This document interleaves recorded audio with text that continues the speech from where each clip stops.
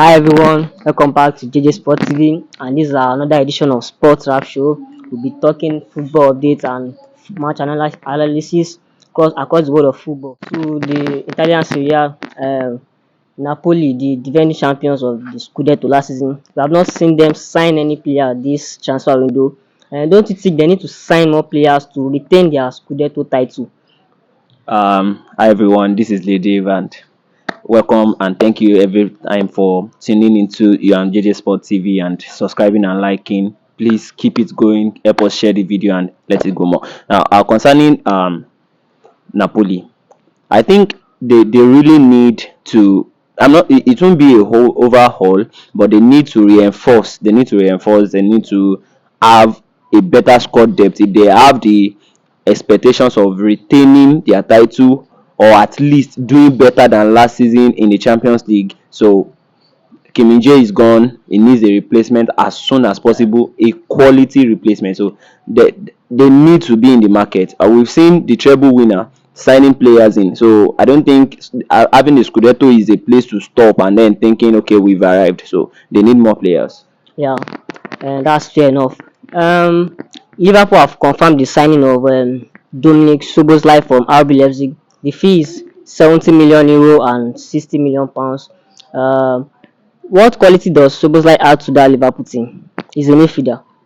The first thing to note is that at least he's a midfielder. Is a great addition. That is a midfielder. Is one addition, one plus for Liverpool because we've seen that in the last 2-3 seasons, the midfield area has been a tough test for Liverpool, especially last season where they kept being outrun in the midfield. Now, I've seen Shoboslai's videos, some matches. There was one he played against Liverpool and against it was for Salzburg, or was it Salzburg or Leipzig against Liverpool in the Champions League, and then he was very good in that game. But you can't judge a player by one game you saw. So, but in his other highlights, I think he's a quality player. Checking his stats in the Bundesliga last season for a midfielder, he was very impressive. So Liverpool needs fresh legs in the midfield, not just fresh legs, agile legs, not just agile legs, young legs. So and then all these boxes Szoboszlai ticks. So I think is a great addition for Liverpool, a very great addition for Liverpool.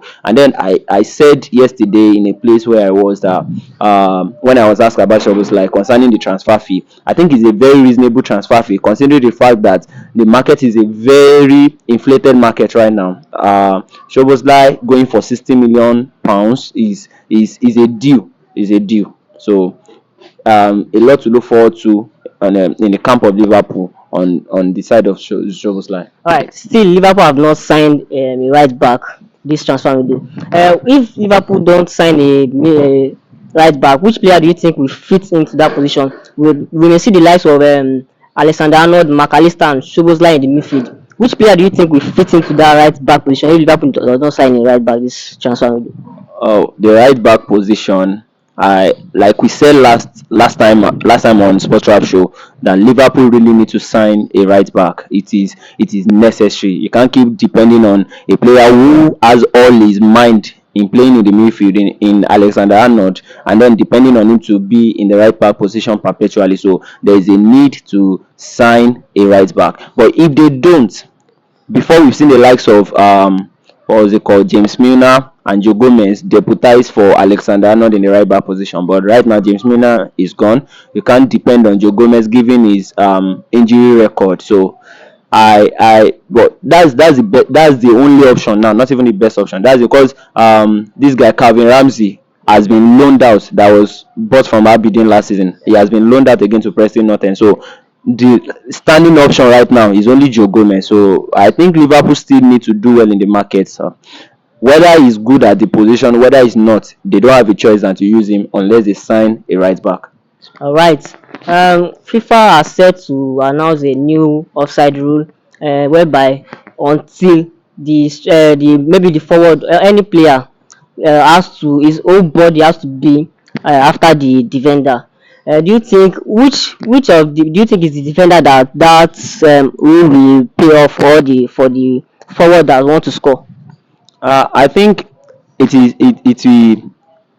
will come to haunt a lot of strikers in the fact that when your body is off the line. Okay, not hunt. Let me not use hunt.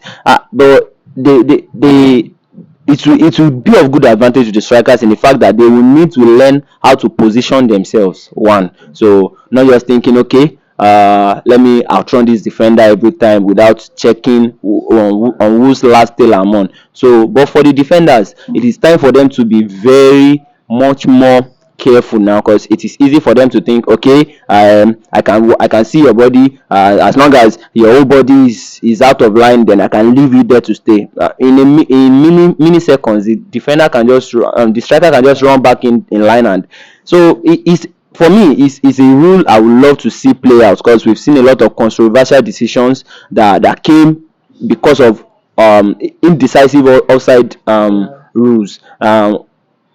A player's shirt is offside, a player's finger is offside, the tip of the boot is offside, and then that cancels out the goal. No, we need to see the fact that the player is out of his complete position before we can say he's off. So it's a good rule in football, but I think it favors both strikers and defenders, and also both of them will suffer from it. So it's just a rule that football needs to maintain. Your whole body needs to be off the line before we can say you're offside.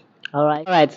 Several clubs have released their new kit for the next season. With the ones you have seen so far, which one do you see is the best or good one right now?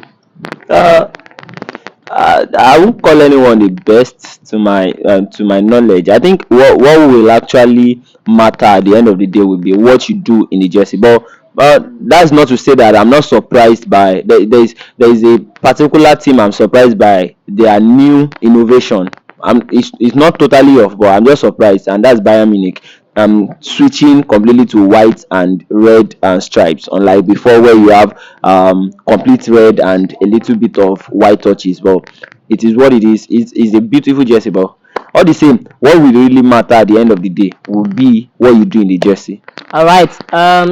David de Gea is now a free agent at Manchester United. The clubs want to renew his contract, but the manager Ten Hag says he doesn't want de Gea is not in his plan next season. That he wants a ball playing goalkeeper. They are looking the likes of Andrew Onana from Inter Milan to get him signed. Don't you think Manchester United are disrespecting this man in terms of? Don't you think he's a legend in this team and he shouldn't be treated out? I've said it before in one of the shows I've been privileged to be on, that in my opinion, David de Gea is the best goalkeeper Man United have had in history, and this is my reason. Yeah, because some of them cited the likes of Edwin van der Sar, Peter Schmeichel, the treble-winning goalkeeper, and some other goalkeepers like that. They're absolutely right to compare it and to bring them into the case, which because of their achievements. But you see, de Gea has been in the toughest Man United team compared to the rest of them. He has been in a team where in the Manchester United team where Manchester United supporters don't like to call their team. You get what I'm saying? Having the likes of Phil Jones in front of you, Chris Smalling in front of you, then topping it up, Harry Maguire with his blunders, and then with all these kinds of players, he's still managing to be at the top level of goalkeepers in the world. So that's why, and when Edwin van der Sar was there, you had the likes of Rio Ferdinand, Nemanja Vidic, who were strong, who were fences, who were brick walls to run into. So unlike you can't even do the comparison. So that's why I think, and I think, yeah, I get the reason why Ten Hag doesn't want him is because we know football evolves. There's evolution in everything, and then football does evolve. That's the reality of football. There was a time where the formation was just 4-4-2. Everyone just played long balls ahead. There was a time where it was 4-2-3-1, where you had only one man up front. Now most likely you have 4-3-3 formations everywhere. Not just the formations now, even the styles of play are changing. No, not every football team loves to play long balls again. They all love to tap.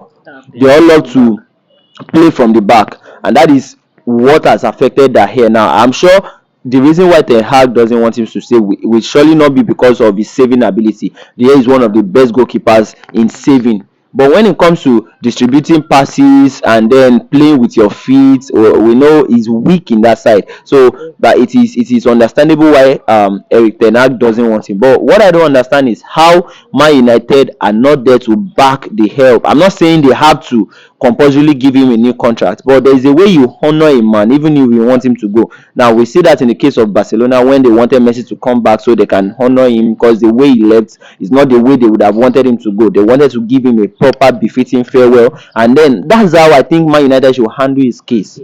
Okay. Give him a year more, let him just stay. He might not be the first choice goalkeeper. Obviously, out of favor with Eric Ten Hag, he's not going to be the first choice goalkeeper again. But when he is about to leave, let him leave like a legend. We just saw how Liverpool honored Roberto Firmino. He has not been in the starting lineup in recent seasons anymore. He has not been a regular starter. He has not been a regular player for them. But at the end of the day, you find out that he was honored. He felt like he came, and the little he offered, or however he sees, whether little or big he offered, was appreciated by the team. So whether the hair is prone to errors, you can't rule out or not. You can't rule out the fact that he has been their top performer for over 5-6 seasons ago. So I think the owners, the authority of the team needs to find a way of making the hair live on a flying note, on a honorable note, not like being an outcast. I get it when you do that for the likes of okay, let me not mention names of players, but I get it when you do that for some players, where you just hand them over to other teams and then just let them go like that. But Dahir has been a loyal servant. He had the opportunity of moving to Real Madrid at a point in time, and he turned it down, staying with Man United. So I think they should do something about it and make him feel welcome and make him feel appreciated at the club. All right. Also, Al-Nassr have bid for David de Gea. That Saudi Arabia clubs have bid for him. That's all we have for today. Don't forget, this is JJ Sport TV and this is Sports Rap Show. We'll be doing this every Sundays. Join us next week Sunday. We love you guys. Bye.